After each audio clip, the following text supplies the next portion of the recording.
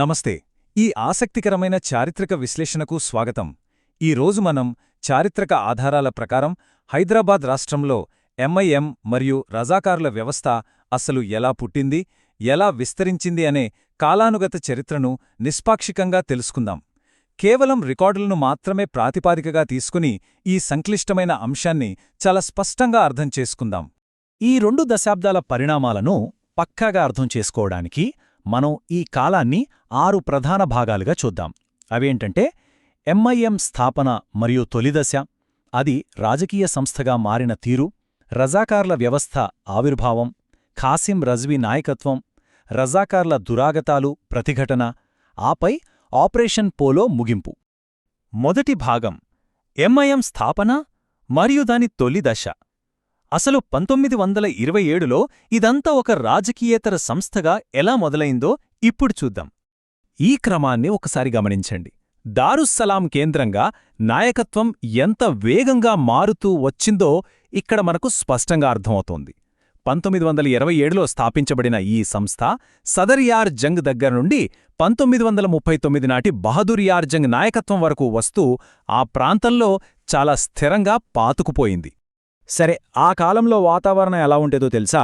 మతపరమైన ఉద్రిక్తతలు చాలా తీవ్రంగా ఉండేవి. ఒకవైపు నిజాం నవాబు మద్దతుతో అంజుమన్ తబ్లీగుల్ ఇస్లాం, మరోవైపు దాన్ని వ్యతిరేకిస్తూ ఆర్య సమాజ్ చేపట్టిన శుద్ధి కార్యక్రమం. ఈ 2 ఉద్యమాల మధ్య తీవ్రమైన ఘర్షణలు జరిగాయి.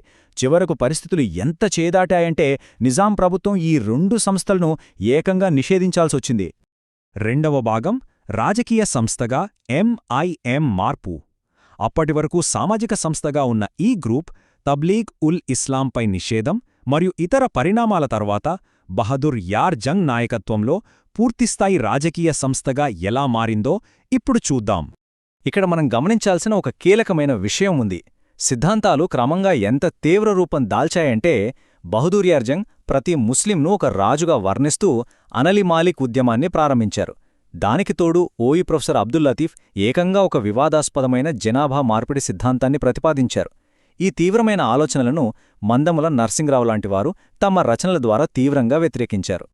అప్పట్లో బహదూర్ యార్ జంగ్ ప్రసంగాలపై ఒక ఏడాది పాటు నిషేధముండేది.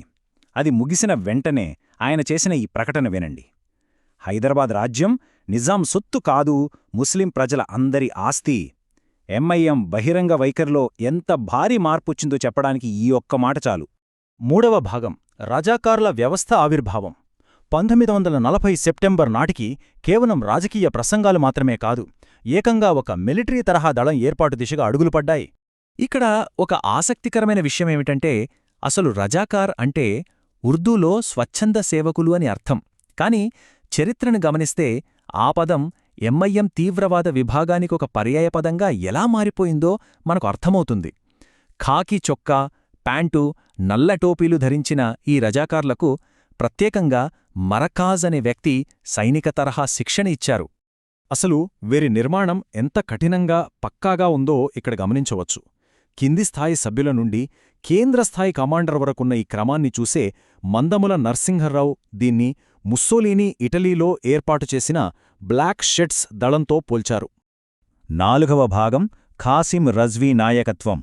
1946 డిసెంబర్లో సిద్దికీ ఏ దక్కన్ బిరుదున్న ఖాసిం రజ్వీ అధ్యక్ష పదవి చేపట్టాక పరిస్థితులు ఊహించని స్థాయికి వెళ్ళిపోయాయి. 5 లక్షలు! అవునండి, 1946 ప్రభుత్వ లెక్కల ప్రకారం రజాకారుల సంఖ్య 50,000గా ఉంటే దాన్ని ఏకంగా 5 లక్షలకు పెంచుతామని రజ్వీ ఒక సంచలన ప్రకటన చేశారు. అంతటితో ఆగకుండా రజాకార్లలో ప్రత్యేకంగా ఒక మహిళా విభాగాన్ని కూడా ఏర్పాటు చేయడం అప్పట్లో సంచలనం సృష్టించింది.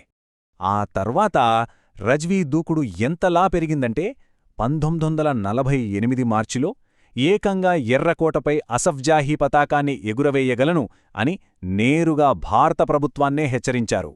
ఈ దూకుడు ప్రకటనల తర్వాతే క్షేత్రస్థాయిలో హింసాత్మక దాడులు విపరీతంగా పెరిగిపోయాయి. 5వ భాగం రజాకార్ల దురాగతాలు మరియు ప్రజల ప్రతిఘటన. 1946 మరియు 1948 మధ్యకాలంలో సామాన్య పౌరులపై జరిగిన దారుణాలు, దానికి ప్రజలు ఇచ్చిన తిరుగుబాటును చారిత్రక రికార్డులు ఎలా నమోదు చేశాయో ఇప్పుడు చూద్దాం. చరిత్ర పుటలను తిరిగేస్తే వివిధ జిల్లాల్లో జరిగిన ఎన్నో విషాదకరమైన సంఘటనలు మనకు కనిపిస్తాయి. షామంజిల్ లాంటి అధికార నివాసాలపై దాడుల నుండి, బీబీనగర్లో వివాహ వేడుకలపై దాడులు, ఆఖరికి బోర్వెల్లి దళితవాడలో జరిగిన దారుణాల వరకు అసలు ఈ హింస ఎంత విస్తృతంగా వ్యాపించిందో మనకు ఇట్టే అర్థమవుతుంది. ఇక పరకాల మారణ హోమం, అచ్చం దక్షిణాది జలియన్ వాలాబాగ్ లాంటి సంఘటన. శాంతియుతంగా జెండా దినోత్సవం జరుపుకుంటున్న 30 గ్రామాల ప్రజలపై నిజాం పోలీసులు, రజాకార్లు ఎలాంటి హెచ్చరికలు లేకుండా విచక్షణారహితంగా కాల్పులు జరిపారు. ఆ మారణ హోమంలో ప్రాణాలు కోల్పోయిన వారి జ్ఞాపకార్థం నిర్మించిన అమరధామం నేటికీ ఆనాటి విషాదాన్ని మనకు గుర్తుచేస్తూనే ఉంటుంది. పౌరుల ప్రతిఘటన అనగానే చరిత్రలో వెంటనే గుర్తొచ్చేది వీరభైరాన్పల్లి దాడి. ఆగస్టు 1948లో ఏకంగా 1000 మంది రజాకారులు, పోలీసులు ఈ గ్రామంపై మూకుమ్మడి దాడి చేశారు. ఆ దళాలను ఎదురించి పోరాడుతూ 100 మందికి పైగా గ్రామస్తులు తమ ప్రాణాలను త్యాగం చేశారు. ఆ వీరోచిత పోరాటానికి, ఆ పల్లె విషాదానికి చలించిపోయి ప్రముఖ కవి కాళోజీ నారాయణరావు రాసిన పంక్తులు ఇవి: కాలంబురాగానే కాటేసి తీరాలి, కసి ఆరిపోకుండా బుసకొట్టుచుండాలే. ఈ మాటల్లో ఆనాటి ప్రతిఘటనలోని బాధ, ప్రజల ఆగ్రహం ఎంత బలంగా ఉందో మనకు స్పష్టంగా తెలుస్తోంది కదూ. అంతటి భయంకరమైన పరిస్థితుల్లో కూడా కొంతమంది జర్నలిస్టులు, పత్రికలు ఎంతో ధైర్యంగా నిలబడ్డాయి. వీరంతా తమ ప్రాణాలను పణంగా పెట్టి అకృత్యాలను నిర్భయంగా ఎండగట్టారు. అయితే నిజాలను వెలుగులోకి తెచ్చినందుకు ఇమ్రోజ్ పత్రిక సంపాదకుడు షోయబుల్లా ఖాన్ దారుణ హత్యకు గురికావడం ఆనాటి చరిత్రలో అత్యంత విషాదకరమైన అధ్యాయం. 6వ మరియు చివరి భాగం ఆపరేషన్ పోలో ముగింపు. హింస, అరాచకం హద్దులు దాటిపోయినప్పుడు కేంద్ర ప్రభుత్వ సైనిక జోక్యం అనివార్యమైంది. ఆ ముగింపు దశను ఇప్పుడు పరిశీలిద్దాం. ఈ టైమ్లైన్ చూస్తే మొత్తం సంక్షోభం ముగింపు దశకు ఎలా వచ్చిందో వివరిస్తోంది. 1948 సెప్టెంబర్ 17న ఆపరేషన్ పోలోతో హైదరాబాద్ భారతదేశంలో విలీనమైంది. రజ్వీ అరెస్ట్, ఆ తర్వాత 1957లో విడుదలయ్యాక అబ్దుల్ వాహీద్ ఓవైసీని అధ్యక్షుడిగా నియమించి పాకిస్తాన్ వెళ్ళిపోవడం, ఇదంతా ఆ పాత ఎంఐఎం తనను తాను ఒక కొత్త రాజకీయ దశలోకి, అంటే ఏఐఎంఐఎంగా ఎలా మార్చుకుందో మనకు స్పష్టం చేస్తుంది. అయితే ఆపరేషన్ పోలో తర్వాత ప్రభుత్వం ఊరుకోలేదు. ఆ మిలిటెంట్ గ్రూప్ చేసిన దారుణాలకు చారిత్రక జవాబుదారీతనాన్ని నిర్ధారిస్తూ ప్రభుత్వం ఖాసిం రజ్వీపై అధికారికంగా ఈ 3 తీవ్రమైన క్రిమినల్ కేసులను నమోదు చేసి విచారించింది. ఇక ముగింపుగా ఎంఐఎం మూలాలను మరియు రజాకార్ల పెరుగుదలను విశ్లేషించిన తరువాత మనల్ని మనం ప్రశ్నించుకోవాల్సిన ఒక అతి ముఖ్యమైన అంశముంది. ఒక సామాజిక విద్యా సంస్థ క్రమంగా ఒక మిలిటెంట్ శక్తిగా